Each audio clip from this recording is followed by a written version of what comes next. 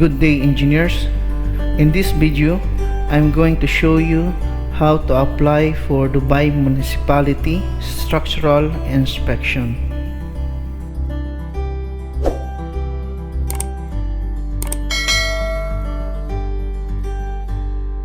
The first step is go to www.dm.gov.ae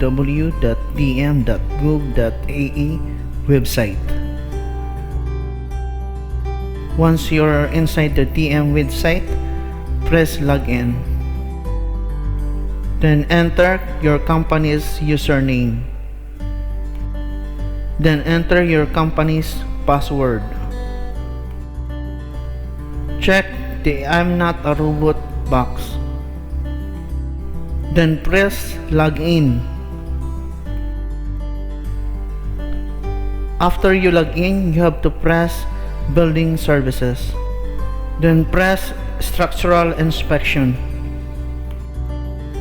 Then press new inspection request. Then enter the plot number of your project. Then select the project you want to be inspected. After that, press next. Then click the I agree box. Click the select building button. Click the building to be inspected. Then click select building component. Click select building component. Then select the building to be inspected. Choose the building to be inspected. Then choose the work to be checked or to be inspected. Then choose the floors to be inspected. Choose the area to be checked if it's partial or full slab. Input the X coordinates of the area to be inspected as per your drawing. Then input the Y coordinates of the area to be inspected as per your drawing. Then input the area to be inspected. Click Save. Then click Close. Next is click Ready Mix Company button. Select Ready Mix Company. Enter the name of the Ready Mix Company. Click Search. Then click Selected Ready Mix Company. Then click Select button.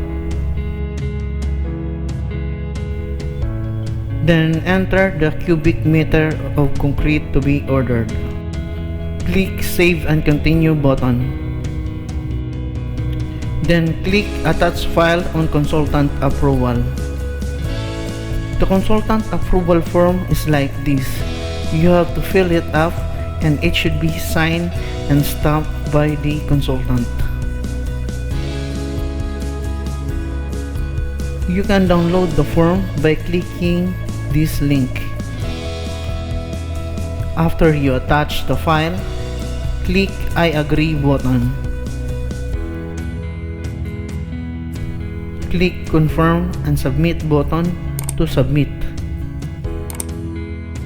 Then after that, you will get a confirmation that the application had been successfully submitted.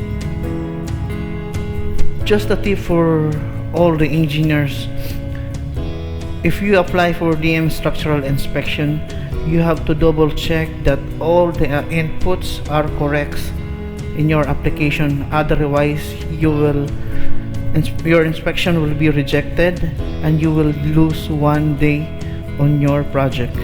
So be careful, guys. You have to double check everything. For more videos of DM, Nakil, Trakis and other authorities application, please like and subscribe.